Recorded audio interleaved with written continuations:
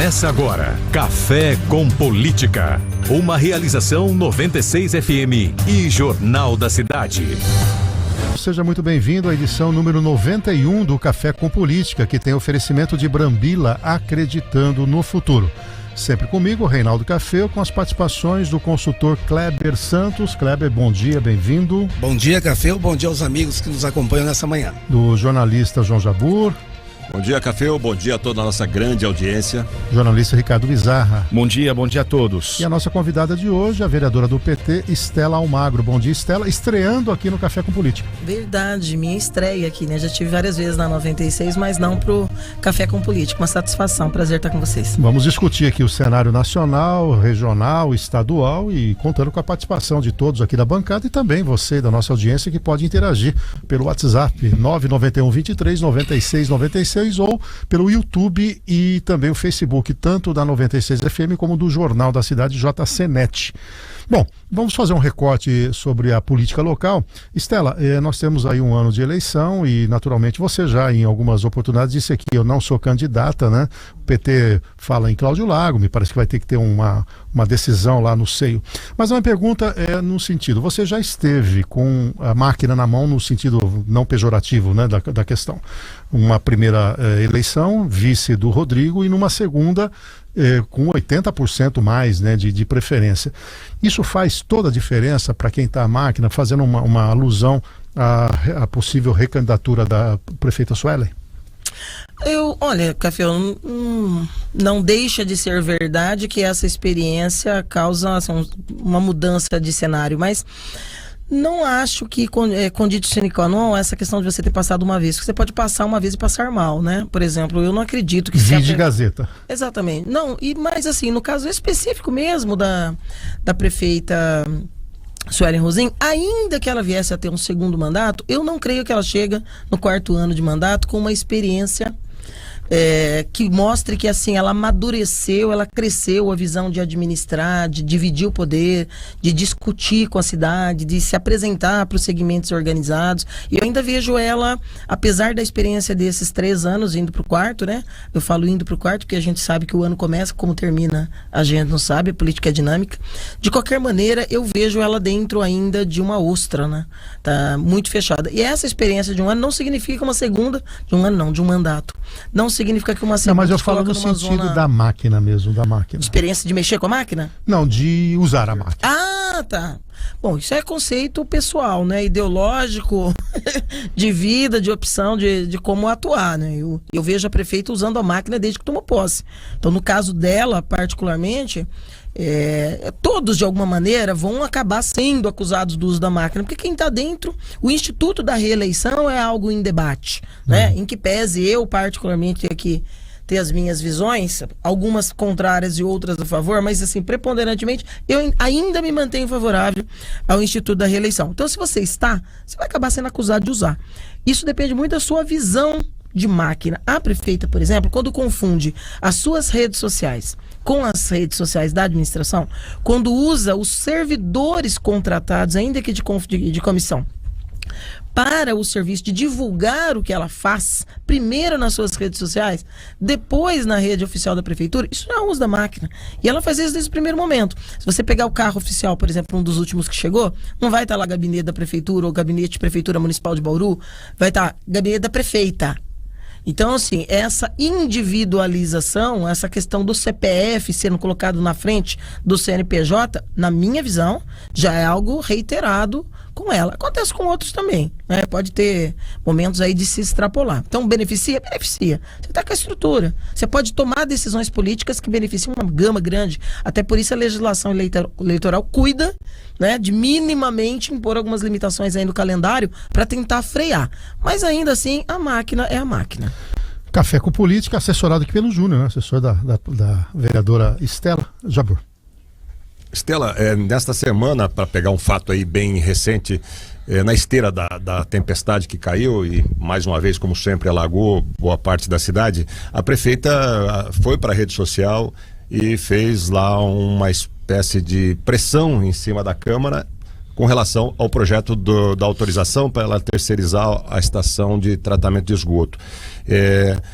Há várias leituras para essa postura dela, né? Uma de que ela poderia já a essa altura ter jogado a toalha e pensado, como não vai dar para aprovar mesmo, vou jogar nas costas da Câmara a responsabilidade por não ter andado tanto a estação de esgoto quanto a drenagem das avenidas em Nações Unidas e outras que inundam.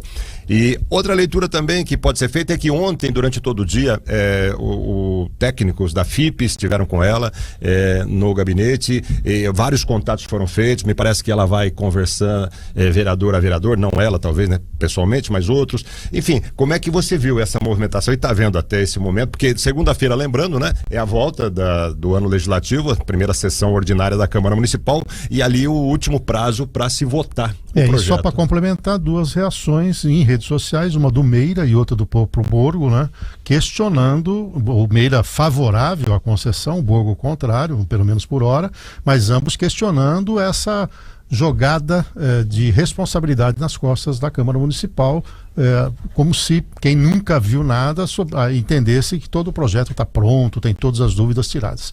É mais para completar. Eu também, particularmente, estive ontem, inclusive fui pessoalmente no mesmo local em que a prefeita gravou aquele vídeo, né, para fazer um outro vídeo de cerca de 5 minutos, para também pontuar e responder. Primeiro eu caracterizei, para mim, assim, o vídeo soou muito demagógico, né? Ruim demais, porque assim, você não faz política de forma rasteira, você tem que fazer política de forma elevada, né? Você não espera da chefe do executivo que no momento em que uma mãe e um filho quase perdem a vida, né, e não seria a primeira nas Nações Unidas, claro que o que acontece com as nações não é culpa dela. Mas, obviamente, a omissão também é dela, como foi dos demais, dos anteriores, inclusive o que eu apoiei, não é? Então, assim, as omissões não justificam que permaneça como está. A forma como ela se colocou, eu taxaria de bastante leviana, inclusive em relação ao Poder Legislativo. Por quê? Porque ela vai lá, faz um drama, como se ela tivesse visto aquela enchente pela primeira vez. É como se fosse um fato novo. Faz um lamento como se ela não fosse a chefe do executivo, isso é muito ruim. Isso de se excusar da sua responsabilidade devia ser pensado no momento de você se apresentar para ser candidato a prefeito. A partir do momento que você se coloca, você tem a responsabilidade de conhecer os problemas da cidade. Os que você não teve oportunidade de conhecer até o momento da posse, a partir da posse, você tem que ter a humildade de conhecer, de aprender, de apresentar solução. Segundo, porque foi uma mentira o que ela fez, né? Além da demagogia, é uma mentira. Ela fala que apresentou a solução para a drenagem das Nações. Ela não apresentou a solução para a drenagem. Ela não apresentou a solução nem para o término da estação de tratamento de esgoto. E aí que a gente tem debatido, porque quando alguém me chama para uma roda para debater a concessão e quer debater o modelo apresentado pela FIP, eu nem discuto o modelo. Por quê? Porque o modelo não está no escopo do projeto. O PL tem uma lauda e meia e só autoriza a prefeita a conceder, não vincula qualquer modelo ou qualquer estudo, e o PL autoriza a usar os recursos do fundo que nós estamos aí há 2 décadas praticamente pagando por ele, né? Que é quase 300 milhões de reais, para além dos 118 que nós conseguimos lá em 2013 ainda no governo Dilma. Então, assim, é muita irresponsabilidade se atribuir que tem a solução para 2 questões, quais sejam a drenagem das Nações e o término da estação, e que isso se encontra na Câmara. Não se encontra na Câmara.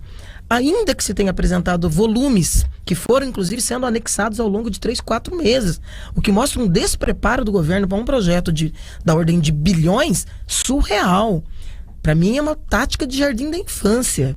É muito triste você ver uma cidade do nosso tamanho, do nosso porte, da nossa importância, ver a chefe do executivo sair da mesa, porque ela só foi lá na primeira apresentação da FIP, né, que foi um PowerPoint. Não é? Inclusive foi muito tenso. Naquele momento, vários vereadores, inclusive os da oposição, confrontaram a prefeita, porque ela não queria debate naquele dia. Esse foi o único em que a prefeita foi para a mesa. Os demais, que nós chamamos como audiência ou reunião pública, nenhum ela foi. Então, Jabur, o vídeo para mim foi eleitoreiro. Mas a parte mais pesarosa de se usar um vídeo como esse é que ela tem um peso político, ela é prefeita da cidade. Quando ela vai para Nações, no palco de tragédias, e joga para a Câmara Municipal a responsabilidade de aprovar toque de caixa, um PL que ela teve 3 anos e foi apresentar nos 45 do segundo tempo, além de infantil, é uma imaturidade, uma irresponsabilidade com o próprio Pacto Federativo. vou dizer, começa amargo o ano eleitoral e o último ano do mandato, a relação da prefeita com a Câmara Municipal. E sobre a sessão em si, de segunda-feira, você acha que esse projeto tem alguma chance de ser votado? Nenhuma. Não, tem mais 2 sessões, né? Ela pode. Tem a do dia 5 e do dia pode 15. ter agora. 15 dia também. 15 é a data fatal. 15 e será numa quinta-feira, na verdade, por conta do carnaval. A sua pergunta é importante por uma razão. Porque o Júnior Rodrigues esteve aqui, né, o presidente da Câmara, a gente tratou desse cronograma. Então, dia 15, quinta-feira, por conta do carnaval, é o dia. Ou vota ou racha. Ou volta ou retira, né? Ou retira. Ou trava. É a opção dela. Então, tem essa hipótese de travar. A única coisa que implica no regime de urgência é o travamento da pauta. Mais nada. Então, muita gente, inclusive servidores, perguntam. Ontem teve uma assembleia muito grande e importante lá no sindicato dos servidores com profissionais da educação discutindo o piso e magistério, mas as pessoas irremediavelmente perguntam. E aí, vai votar agora, então? Em fevereiro, vota mesmo o projeto da concessão? Não. O prazo das 10 sessões ordinárias, por imposição do estatuto, já que a prefeita levou para a Câmara a urgência, só implica no travamento. Nenhuma obrigatoriedade que as comissões cessem a sua análise e os seus pareceres, portanto, isso vai longe ainda. Tem mais 3 comissões ainda para apreciação. Kleber, são 7h44, você está acompanhando Café com Política aqui na nossa bancada, Ricardo Bizarra, Kleber Santos, João Jabur, eu sou Reinaldo Café, e nossa convidada hoje é a vereadora Estela Almagro. Kleber Santos. Estela, você está colocando aí a questão das Nações Unidas e também já vinculando, citando a questão eleitoral, que esse é um ano de eleição. Aproveitando isso, o que você acha que será a pauta da eleição deste ano? Quais são os temas que vão predominar para essa eleição municipal? De forma indireta. Além das Nações Unidas, eu imagino. Acho que de forma indireta, a omissão do governo Suelen Rosim numa série de temas importantes, estruturantes da cidade, vai acabar impondo a pauta da eleição, né? Grandes temas que foram prometidos no debate eleitoral não foram enfrentados. Então eu acho que a eleição não deixará de ser mais do mesmo, mas eu acho que um apontamento feito pelo Jornal da Cidade recentemente, eu tenho plena concordância. A pauta do meio ambiente. Até porque todos esses temas estruturantes, ele volta para a pauta do meio ambiente. Então, quais são os planos, ou qual é o plano de macro drenagem da cidade? Nós temos lá, em 2017, uma série de pequenos projetos que foram apresentados pelo governo Gazeta, uma série mesmo, né, da ordem de dezenas, né, de bacias, microbacias. Como isso vai ser enfrentado? Nesse governo não foi. Em nenhum momento não foi enfrentado. Então isso continua sendo pauta, porque isso traz problemas estruturais para a cidade enormes. Se tem regiões da cidade que no período de chuva como a que nós tivemos essa semana, as pessoas ficam literalmente desabrigadas. Nós temos reuniões onde o esgoto circula a céu aberto e em momentos de chuva isso é muito grave do ponto de vista da saúde pública. Obviamente isso inclui Nações, e quando você fala em Nações, claro que você está falando da drenagem da cidade inteira, por isso que a gente acha um equívoco no debate da estação de tratamento se vincular a drenagem do ponto de vista da concepção de saneamento ambiental nacional, da política nacional, você pensar só nas Nações. Isso é um discurso de conveniência, na verdade mais do que de conveniência, de oportunismo.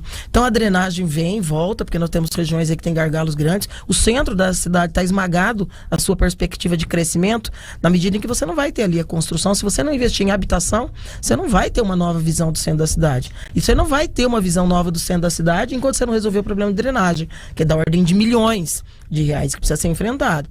Por outro lado, você também não vai, mesmo resolvendo a drenagem, resolver essa questão ali em outras regiões da cidade, se você não mexer com a lei de uso, ocupação do solo e plano diretor. E acho que esses 2 temas vão impor muitas disputas ainda nesse ano no legislativo e na cidade, e vai voltar a ser pauta no ano de eleição. E eu acho que o desenvolvimento também, o desenvolvimento econômico vai ser pauta, porque ainda é muito tímido, é muito tacanho a forma como o governo vê essa relação com o setor produtivo e a geração de emprego e renda no município, desde o desenvolvimento dos nossos distritos industriais, desde a visão das nossas pequenas e médias empresas, os mecanismos de fomento que a prefeitura poderia investir e não investe. Então, na verdade, não serão pautas novas, porque na medida que os governos não enfrentam grandes gargalos históricos da cidade, e isso não é culpa somente desta prefeita, mas é um erro cometido também por esta prefeita. Então esses temas seguramente devem marcar o momento eleitoral. E vai ser um momento de balanço. O que você não fez e o que eu vou fazer? Agora, Estela, subjacente a isso, tem uma série de problemas envolvendo o mandato dela. Nós temos a situação do hacker que invadiu sua rede social privada, do Nelson Itaberá. Nós temos a questão da palavra cantada que está no Ministério Público. Tem agora ações outras, né, que envolvem até uma questão de responsabilidade da própria prefeita. Você entende que, diante da morosidade da justiça, esses fatos que foram judicializados dariam algum tipo de munição aí para a oposição numa eventual responsabilização dela do ponto de vista da sua gestão? Eu acredito sim, Café, eu acredito porque, primeiro, é um mecanismo que nós temos nos utilizado desde o início do nosso mandato, no papel de fiscalização, e que, independente da morosidade, a gente não deixa de acreditar que esse é um dever das instituições, principalmente no tocante ao Ministério Público, que historicamente em Bauru cumpriu um papel. A gente sabe que há alterações legislativas no campo do próprio papel do MP, mas eu não creio que isso crie nenhum óbice para as ações populares nem para as ações civis públicas. E realmente a gente sente uma diminuição dessa modalidade de ação por parte do MP. Eu tive essa semana no MP, pela segunda vez, em oitivas de denúncias que nós fizemos e que foram acatadas, e inquéritos foram instaurados, no caso da saúde, por exemplo. E nós temos ali pelo menos 5, né? A desconstrução da comissão de licitação, as nomeações polêmicas pelas vinculações objetivas com entidades que têm interesse financeiro na saúde, e os 3 contratos de direcionamento na área também da saúde, que somam mais de 21 milhões de reais e que também foram acatados. Um desses acatado pelo Conselho Superior do Ministério Público e retornando agora na última semana também foi instaurado um inquérito. Isso é pouco, porque na educação tem outras várias, palavra cantada é o principal deles. Conversei também com o promotor sobre isso, porque o nosso laudo, o nosso parecer, o nosso estudo, né, na Comissão de Fiscalização e Controle tem mais de 100 páginas, então foi muito meticuloso em dados, enfim. E são questões muito graves. Nós vamos começar o ano com investigações na educação, na parte de compras também. A gente não teve pernas, na verdade, para o número de denúncias que chegou dessa desconstrução da saúde e da educação, que não é só na vertente de uma incapacidade de fazer uma gestão que realmente a saúde e a educação de Bauru merecia, mas do gasto desordenado, sem controle, e desses possíveis direcionamentos, alguns inclusive já caracterizados. Obviamente isso pode acabar virando consequência. Por isso que eu sempre digo, o ano começa, como ele termina, é outra história. Bom, peço licença aos colegas, tem algumas participações dos ouvintes, né? Alguns temas aqui bem pontuais. A questão envolvendo a FUNPREV, é uma preocupação do Jefferson. Eu também tive com o pessoal do CODESE, né? Eu faço parte da estrutura, e é uma das maiores preocupações que esse Conselho de Desenvolvimento tem, é o estrangulamento do caixa do município, se tiver que aportar os recursos necessários e devidos para que a FUNPREV seja viabilizada no seu cálculo atuarial.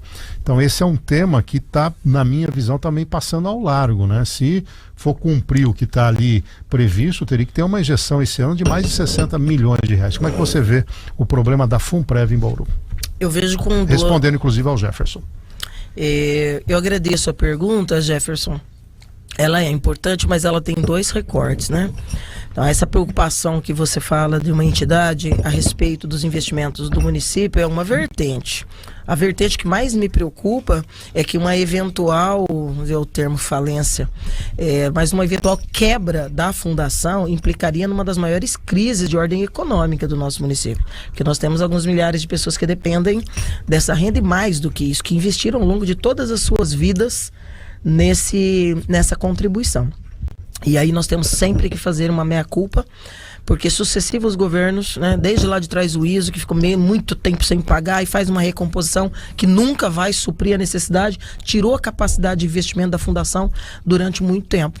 E tem uma outra questão muito importante que ontem, inclusive no Sindicato dos Servidores, eu apresentei na minha fala, que é a necessidade de nós discutirmos um novo regramento para as eleições da FUNPREV. Porque me incomoda muito que uma fundação tenha uma vinculação direta com os governos municipais. Como assim? Você quer cortar todos os vínculos? Não. Ela vai ser sempre uma gestão paritária. Porém, a escolha do presidente é uma visão completamente chapa branca. né? Então é tudo muito em jogo combinado, seja para acabar com a fundação, seja para salvá-la. Então, assim, é muito confusa a forma como isso tem se dado. E se você pegar os últimos presidentes, né, respeito todos eles, naturalmente, alguns, inclusive, eu fui muito próxima na atuação, porém, o mecanismo ainda leva a FUNPREV a ser um instrumento chapa branca. O poder do executivo em como se dá a eleição e como se dá a tramitação desse processo me incomoda muito. E isso é algo que a gente quer levar para a Câmara.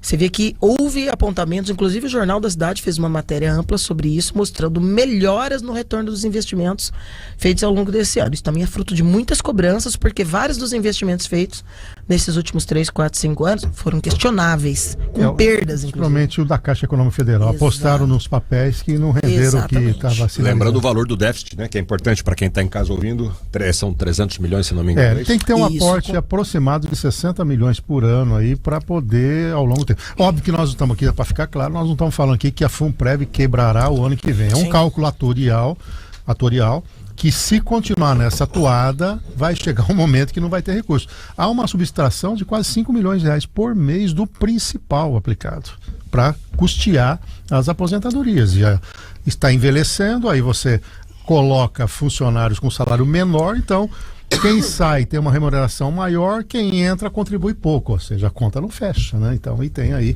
uma necessidade. Mas você vê que ela não é manca. Quebraram a perna da fundação no momento do parto.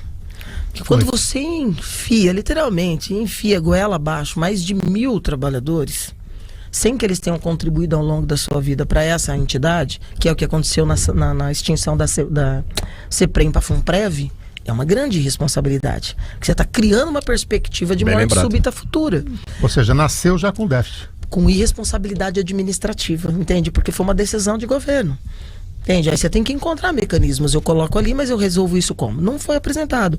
Quando você tem vários governos que, por várias razões econômicas, de má gestão ou não, mas independente, para a gente não aprofundar, você fica 1, 2 anos sem passar fazer o repasse da parte patronal, você não tem sobrevivência de uma fundação previdenciária. Então, toda vez que vai para a mesa, e eu tenho esse debate sempre com os vereadores na casa, toda vez que vai para a mesa, que a FUNPREV é um peso, a gente tem que ter uma responsabilidade muito grande, porque nós temos que saber fazer uma retrospectiva histórica para ver onde residem os problemas que levou a FUNPREV a não poder correr, né? Ainda está manca de uma perna, está com um problema. Por quê? Alguém causou isso.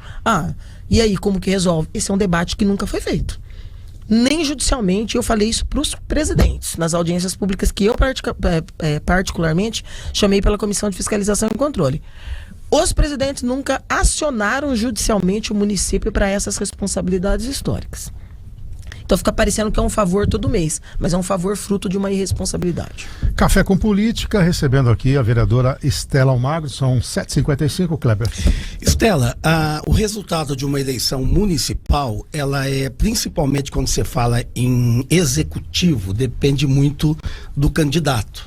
Então o candidato tem um peso muito grande. A gente sabe que a eleição tem um peso emocional gigantesco, então é gostar, não gostar, e a partir daí começa a prestar atenção naquilo que o candidato defende ou propõe. Mas além do candidato, é fundamental também a estratégia de uma maneira geral. Eu gostaria de saber de você qual é a estratégia da oposição para essas eleições. Se vocês já vêm conversando, de que forma que vocês pretendem questionar a situação e também apresentar proposta para conquistar o eleitor nessa eleição? Bom, vou separar também a resposta em duas vertentes. Uma é a oposição no Poder Legislativo, que não necessariamente vai estar junto, muito possivelmente não estará. Porque você vai agregar aí posições ideológicas muito distintas, apesar de nós termos um convívio muito respeitoso, a gente tem que saber separar isso. Mas, por exemplo, nós devemos ter a candidatura do Meira, que é alguém que eu respeito, e a gente faz o trabalho da oposição junto com muita seriedade no Poder Legislativo, que provavelmente venha pelo PL, é uma candidatura naturalmente forte, mas que dificilmente teria, praticamente impossível, ter o apoio, principalmente num primeiro turno, de qualquer um dos partidos do campo de esquerda ou de centro-esquerda.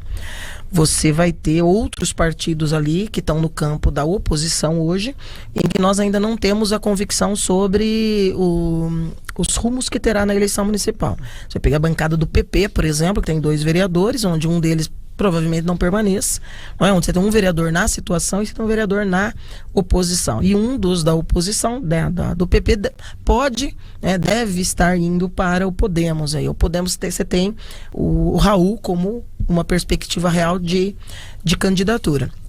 Que não é impossível, porque você tem uma aliança estratégica na coalizão nacional, então isso não impediria alguns partidos do campo da oposição ao governo municipal estar com ele, mas você tem, é necessário nós fazermos essa distinção. Hoje os partidos políticos, de forma geral, eu os considero, inclusive o meu, letárgicos no papel da oposição. Não há esse protagonismo social, não há essa disputa da sociedade hoje. Você não tem um movimento político organizado, construindo, e ainda bem que também não tem da situação. Então você fica com esse movimento meio teocrático, religioso, né, aquele discurso demagógico de, nossa, eu sou uma coitadinha, tadinha de mim, a oposição é o lobo mau, quer me pegar, mas não há uma disputa dos rumos da sociedade. Então essa letargia vai levar a uma organização para o processo eleitoral que eu considero assodada. Vai ser assodada, vai ser apressada. Então, e é um erro, não é? Porque os grandes debates que nós fizemos pela oposição na Câmara serviria para a construção de qualquer candidato forte, homem ou mulher, de qual partido fosse, para se opor ao governo Sueli. É um governo muito fácil de se opor. Porque tirando esse discurso teocrático e essa coisa do chamado religioso, você não vai conseguir tirar do governo, e não estou falando isso só porque eu sou oposição. Eu estou falando porque a gente, desde o primeiro momento, 2021, você vai cobrando, apresentando propostas e fazendo um balanço do que está sendo feito. Se você pegar a saúde, por exemplo, qualquer candidatura, de qual campo que seja, que quiser apresentar um projeto para se contrapor ao governo da Suelen, e a candidatura da Suelen à reeleição é muito fácil. Por quê? Porque não fez nada. E o pouco que fez foi desastroso, e os gastos foram desordenados. Então, quando você discute política de saúde, atendimento primário, expansão da rede do atendimento primário, não tem balanço. Então, a perspectiva para quem quer derrotar o governo é próspera, é fértil. Essa letargia atrapalha. Mas eu creio que a necessidade de derrotar alguém cujo perfil incomoda mais pela omissão do que por ações que tomaram, que são antagônicas a nós de esquerda, por exemplo. Eu sou de esquerda, todo mundo sabe, então eu tenho questões ideológicas no tocante, por exemplo, a questão da concessão. Eu me oponho à concessão de serviços públicos essenciais. Mas o grande debate com a Sueli não são nem as questões ideológicas, salvo uma questão ou outra em que extrapola esse conservadorismo dela. Não tem ações que a gente pode dizer, vou votar contra porque isso aqui vai para a direita e eu vou para a esquerda. Não tem. Você não tem um debate sobre a lei de usurpação de solo e a cidade que você quer. Por quê? Porque ela não fez. Mais grave do que isso, por isso torna fácil enfrentá-la. Ela não entende. Mais grave do que não entende, ela não tem humildade de aprender. Então ela não vem para a mesa. Qualquer candidato minimamente preparado, que esteja disposto realmente a enfrentar esse debate, o que é que nós tivemos nesses 4 anos? Terá um terreno fértil para poder explorar isso nos debates eleitorais. A estratégia, eu creio que a mais importante para mim não é nenhuma técnica do marketing eleitoral, não é nenhuma técnica que precisa trazer um grande cientista político para colocar um marqueteiro de ponta. Claro que são figuras essenciais em qualquer eleição de uma cidade de porte. Mas é o nada que se tem, entende? É muito marketing, mas é um marketing vazio. Não é você fazendo de uma publicidade excessiva, como ela faz, de muitas coisas que foram feitas. Não foram. Não é? E os tropeços são, assim, gigantes e saltam aos olhos. Na educação, na saúde, na infraestrutura, no desenvolvimento. Então é uma questão de habilidade. Né? As audiências, por exemplo, e os debates grandes que nós tivemos na Câmara, aqueles que tiverem atenção verá essa postura retraída do governo em debater, em ter saídas. Então, se esse governo não tem saída, obviamente, ele não tem que ter continuidade. Então, qualquer um dos que se apresente, se estiver preparado e disposto, que a gente também corre esse risco, né? A esse mesmo período do ano da eleição 2020, quem imaginaria que a ex-jornalista da TV TEM poderia se tornar a prefeita da cidade? Então, possivelmente, erros idênticos, eu considero um erro. Respeito, resultado eleitoral, a gente tem que respeitar o voto do eleitor com humildade e aprender a tirar lições da urna. Eu procuro sempre fazer isso. E muito provavelmente uma das lições que a eleição da Suelen traz é que não há uma unidade das pessoas que dizem que pensam a cidade, que defendem a cidade, que amam a cidade, mas que em muitos momentos se comportam de maneira egoística. e veem a eleição não como um instrumento de transformação da cidade, mas acaba dando vivacidade para projetos pessoais e individuais. Isso é muito ruim para Bauru. Vou passar para o Kleber Santos para dar um contexto aí do cenário nacional. Muitos eventos políticos essa semana, a volta do Legislativo, o Supremo ontem retomou, nós tivemos a posse do Lewandowski, a suspensão do Moro, enfim, muita coisa aconteceu. Faz um resuminho aí da cena política da Semana Nacional, Kleber. É verdade. O TRE do Paraná tinha marcado o julgamento do Sérgio Moro para o dia 19 de fevereiro. Na última quarta-feira, antecipou para o dia 8, mas o novo presidente suspendeu tudo e vai aguardar até ser completado. Tem uma pessoa, São 7 membros, só tem 6. Exatamente. Enquanto o governo Lula não indicar o 7º, ele não segue. Ele não, exatamente. E se for condenado, como a gente já sabe, Moro ainda pode recorrer ao TSE em Brasília e depois também pode recorrer ao STF. Então tem um caminho aí a ser andado ainda após essa decisão. O que ocorre no Paraná é que terá nova eleição, caso isso aconteça, e ele fique inelegível por 8 anos. A questão da posse do Lewandowski, acho que o que chamou mais atenção ali foi a ausência do Lira. O Lira viajou, antes de viajar ele passou lá com o ministro da Casa Civil, o Rui Costa, entregou uma série de reivindicações, deixou lá com ele de manhã, na manhã da posse aí, e tem esse descontentamento da Câmara dos Deputados em relação tanto ao veto do presidente Lula ao calendário de pagamentos das emendas parlamentares, há também o impasse do veto de 5 bilhões e 600 milhões também, que é para emendas de comissão, e há também a questão das emendas prometidas para o ano passado que ainda não foram pagas. Tem também essa questão da polícia, dessa invasão, diria, não invasão, mas essa busca e apreensão da Polícia Federal lá na Câmara, sem falar com o presidente, que é uma coisa, é uma praxe, né? Sempre que acontece alguma coisa desse tipo, avisa, dessa vez não avisou. Então essa série eu acho aí que o Lira quis dar um recado, um descontentamento, e por isso que ele não esteve presente, a única grande autoridade que não foi. Um fato aí importante, que eu não sei se você acertou, não me lembro. Volta que estava desligado seu microfone. Um fato importante, eu não prestei atenção exatamente se você citou, mas o perdão da dívida nessa semana da Odebrecht, né? Um fato de peso Toffoli, e que está gerando até agora polêmica. E já vai ter o segundo, já está entrando, tem uma fila já agora. Tem uma fila. O Vacari está pedindo também a devolução do recurso. E tivemos também nessa semana aquela busca e apreensão na casa do Carlos Bolsonaro, né? Que também teve uma grande repercussão depois de uma live do Bolsonaro no último domingo, exitosa do ponto de vista de audiência. Então, fatos políticos não tem. E saiu uma pesquisa essa semana, eu queria a opinião da Estela. O Brasil perdeu 2 pontos e 10 posições. Não, calma. Desculpa. O Brasil perdeu 2 pontos e 10 posições no índice de percepção da corrupção da Transparência Internacional no ano passado, 2023. O levantamento foi divulgado nessa semana. O Brasil registrou 36 pontos e foi classificado na 104ª posição entre 180 países, ficando ao lado da Argélia, da Sérvia e da Ucrânia. O problema da corrupção ainda é um problema seríssimo no setor público, né, Estela? No setor público, no setor privado, porque a questão da relação do ser humano com a corrupção tem a ver com caráter, com educação, com visão que você tem do que é público, enfim.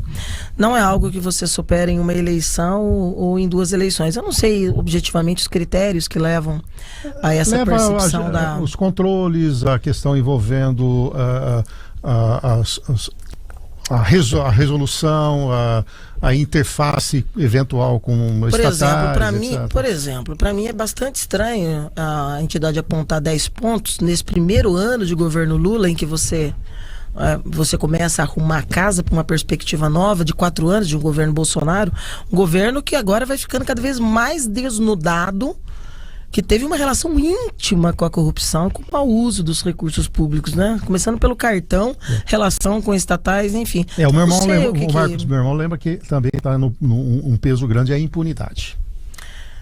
Então, mas a impunidade por parte de quem? Dos mecanismos de controle do governo, essa relação de avaliação e de julgamento constante que a partir do governo Bolsonaro também se começou de ataque a algumas instituições.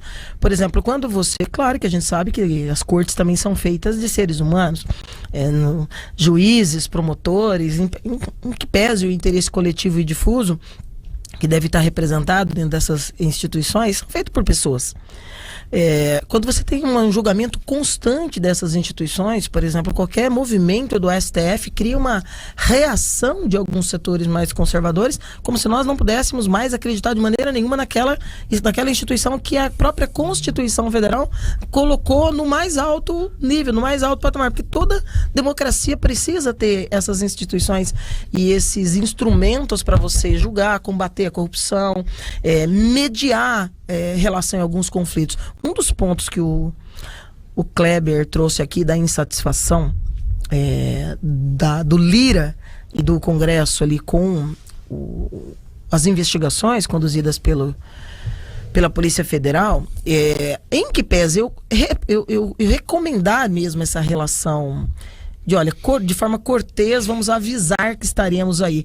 Hoje você tem relações estremecidas também entre poderes. Será que o avisar não criaria uma perspectiva de alertar também? Porque qual que é o grau de confiabilidade que a sociedade tem na postura adotada pelo presidente da Câmara Federal, do Congresso neste último período? Mas aí de novo você vai na individualização e não na instituição, né? Exato, mas então, esse momento é um momento confuso, porque o que aconteceu nesses 4 anos do governo Bolsonaro foi de desacreditar instituições.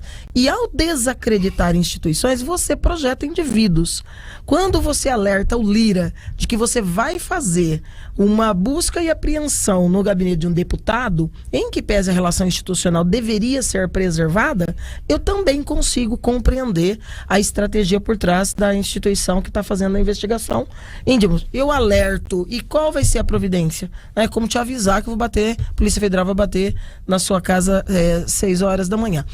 É um momento delicado. Eu acho que a gente vai superar isso com o passar do tempo, mas é um momento muito delicado de precarização da nossa democracia ainda, combalida por um período muito nebuloso, muito instável dessa relação institucional, mas que é muito importante a gente restabelecer, porque nenhuma democracia sobrevive sem isso. São 8 horas e 16 minutos. Agora nós vamos fazer de novo aqui um recorte em nível local. A Margarete Cordeiro. Oi, Marga. Admiro muito essa mulher guerreira que é a vereadora Estela. Gostaria de saber se essa, digamos, briga tem um pouquinho de pessoal com a prefeita Sueli. Briga de ego e tal, beijos à bancada. Tá aqui a Margarete. Ela falou que isso iria apimentar a nossa discussão. Ai, Marga. A Marga, inclusive, tá sempre mandando pauta, né? A Marga tá lá no Vargem Limpa agora. A gente discutiu muito aí na época da polêmica diminuição do tamanho da UBS da Vargem Limpa na contrapartida, né? Lá com a construtora. Não, Marga, não tem nada de pessoal, porque eu não tenho, na verdade, nenhuma relação pessoal com a prefeita, nunca tive, nem quando ela me entrevistava, né, na qualidade de jornalista, né, ela, inclusive, na primeira reunião que tive no gabinete dela, no ano 2021, ela lembrou isso, né, os momentos em que teve ali na prefeitura nos entrevistando, a mim ou ao Rodrigo, como prefeito ou como vice. Não tenho nenhuma relação pessoal com a prefeita, mas eu tenho uma prática de vida, Margarete, isso é importante dizer. Me perguntaram isso ontem quando nós divulgamos o nosso vídeo nas redes, para contrapor o vídeo da prefeita, né? Esse que eu chamei aqui de demagógico inoportuno, que responsabiliza a Câmara. Tem alguma coisa de rixa pessoal? Para ter uma rixa pessoal, precisaria ter uma relação pessoal. Não tem. Não tenho qualquer pretensão de combater, de diminuir, de debater com a pessoa Suelen Rosim. Mas com o CNPJ que ela representa, seguramente, com a mesma dureza que eu emprestei para o mandato desde dia 1º de janeiro de 2023, eu continuarei. E isso me dá uma tranquilidade muito grande. Também por ser uma mulher como ela, por estar na política há mais tempo do que ela, por ter uma experiência política de como deve se dar as relações de poderes, e por eu entender que ela não tem. Eu realmente não acho que a Suelen Rosim, pessoa, aprendeu como é que se dá a relação do Pacto Federativo e como é que deve se comportar chefe do Executivo e como deve ser a relação com os outros poderes. Eu acho que ela não se relaciona bem com a imprensa, ela não se relaciona bem com a sociedade, com as organizações. Então essa escuta social dela é muito precária. Acho que a relação dela com o parlamento é péssima. E acho que a relação dela com o seu secretariado também é. É só você ver a instabilidade e as mudanças que não apontam perspectivas de qualquer transformação.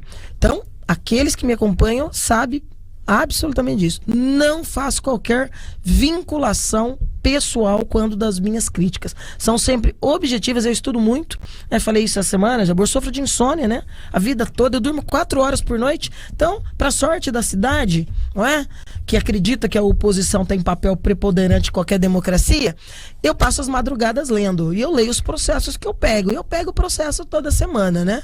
Então a gente tem muitos volumes do lado da minha cama, se for no apartamento, tá lá, 4, 5 volumes da saúde, da educação, não é?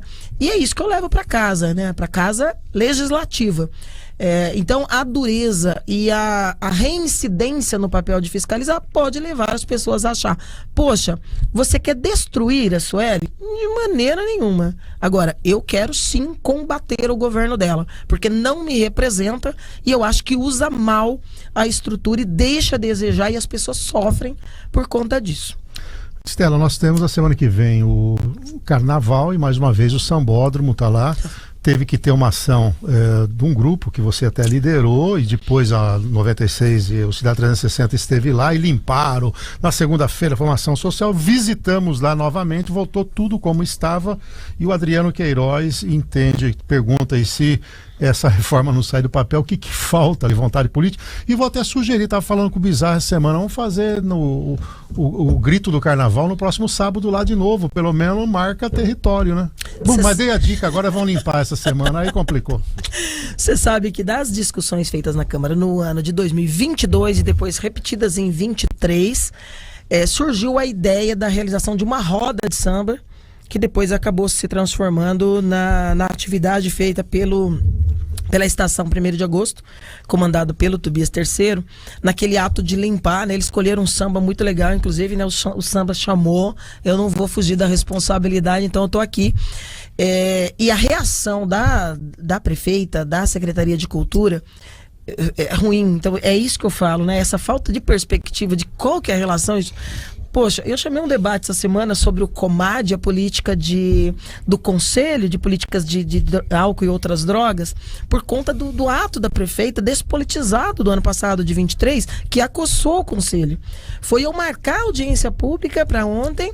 Anteontem eles chamaram uma reunião na secretaria para dizer, nós vamos sim ajudar o COMAD, a gente quer que o COMAD atue. Não é verdade. Então, assim, essas ações, essas perspectivas que eles vão colocando, vai afundando a perspectiva de cultura. E eu não acho que estão certas as pessoas que falam, não entende o que é a cultura e não valoriza. Eu acho que é um projeto. Mais uma vez, as concepções religiosas individuais, que eu respeito, sou católica desde sempre, mas eu respeito todas as religiões, inclusive o direito de não ter religião. Agora, misturar isso com o governo, então quando ela faz isso que ela faz com a cultura, é um projeto. É um projeto. Esse carnaval virou o samba, a farra do boi. É um show de desorganização. Você começa o ano sem ter feito o chamamento para credenciar. Você vai ter agora ainda, hoje 10h30 da manhã, tem reunião na Câmara por conta de 3 blocos que está com um problema. Blocos que foram homologados, publicados. Você tem agora, hoje, 3 chamamentos em processo de dispensa para contratar som, para contratar... Há uma semana. Há uma semana do carnaval. E se impugnarem? E se judicializarem? Olha a irresponsabilidade. E olha que nós entrevistamos o secretário de Cultura, o Paulo Sérgio, que logo depois do carnaval, Paulo Eduardo, falou, não, esse ano vai ser diferente, nós vamos nos reunir todos os meses, nós vamos fazer uma promoção, nós vamos manter vivo. Quer dizer, de novo, 45 do segundo tempo. E você vê de novo o governo usando o mesmo mecanismo. Então você vai pegar outubro, novembro, a prefeita fez vários vídeos dizendo, esse ano vai ter arquibancada, vai ser assim, vai ser assado. Não cuidaram de fazer o chamamento. Não cuidaram. Na reunião que nós fizemos semana passada, o que o Paulo disse? Nós, o governo, consultamos os moradores ali da Jorge Zaiden, e nós, por respeito aos moradores, não vamos colocar arquibancadas porque prejudicaria a calçada e o canteiro central. Repercutimos aqui. Um absurdo. Tanto é um absurdo que qualquer um que dialogue com as secretarias vai saber que nem se começou o procedimento para fazer o certame. Então, não sabem tocar máquina. E ontem veio a Divulgam. notícia de que o governo do estado, através do Marquinhos de Souza, vai conseguir Eu ia completar isso daí, que é o Parece absurdo. que vende a dificuldade Para comprar a facilidade. Eu queria entender, inclusive, essa facilidade do governador em ceder, isso é o que faz parte de uma ata, tem lá um número X de arquibancadas contratadas para eventos, shows, rodeios, porque em uma semana o governo do estado vai mandar. Eu quero saber, inclusive hoje nós estamos formalizando, não é? Se tem a VCB, porque você não instala arquibancadas sem tomar todos os cuidados. Já estão sendo instaladas. Já está, pois exatamente. Então, quais os cuidados técnicos que se teve para isso às pressas, não é? E isso desmente o próprio secretário e desmente o governo. Então não consultou mais os moradores. Então não era mudou, isso. né? Você tá vendo? É muito ruim. E o Sambódromo, só para completar, é assertivo o caminho técnico dado pelas secretarias. Qual que é o problema? O lapso temporal. Sim. Então fizeram pela primeira vez realmente um trabalho técnico, né? Reconheço o trabalho lá feito pela Pérola, pela equipe. Qual que é o problema? O lapso. Então só fez agora no último ano? Poderia ter começado isso em 21, a equipe estava lá, 22. Dinheiro 23, tem, cara. Dinheiro tem. E eu Muita diria responsabilidade. mais, qualquer empresa aí que você tenha de fotovoltaica financiaria a reforma para colocar a fotovoltaica dela lá. Não vem o carnaval como economia criativa, como movimento do setor hoteleiro, de comércio, de serviço. Não vem. É falta de visão, realmente. 8h24, 8h25, nosso tempo já estourou, esgotou. Estela, uma última questão, mas muito rápida. Qual o encaminhamento agora? Você, pelo que colocou, é pré-candidata à reeleição, então nada para prefeito, é isso? Não sou candidata à prefeitura. Acho que o mandato de vereadora me fez muito bem. Me fez conhecer a máquina administrativa muito mais do que sendo ali, né, a colaboradora de uma gestão como vice. Vice é um papel que eu não quero nunca mais na vida. Já falei, inclusive, se o Haddad for candidato a governador na próxima e quiser me convidar, o Boulos ou o Lula para presidente na próxima, eu aceito. Vice-prefeito eu não quero ser nunca mais de ninguém. Não é um papel que me encanta, não é? Te frustra. O mandato de vereadora me deu uma experiência muito boa e eu quero aproveitar isso, e eu quero mais um mandato de vereadora para depois a gente discutir perspectivas de futuro. Obrigado pela presença no Café com Política. Jabur, um abraço para você, bom fim de semana. Obrigado, um abraço a todos, bom fim de semana. Kleber, até a próxima. Ótimo final de semana para todos. Bom, nós voltaremos com o Café com Política na próxima sexta-feira, véspera aí do Carnaval. Na segunda-feira, às 6 da manhã, nós temos o Cidade 360. Para você um excelente final de semana, uma ótima sexta. Uma ótima sexta-feira, até segunda-feira, se Deus quiser. Tchau, tchau.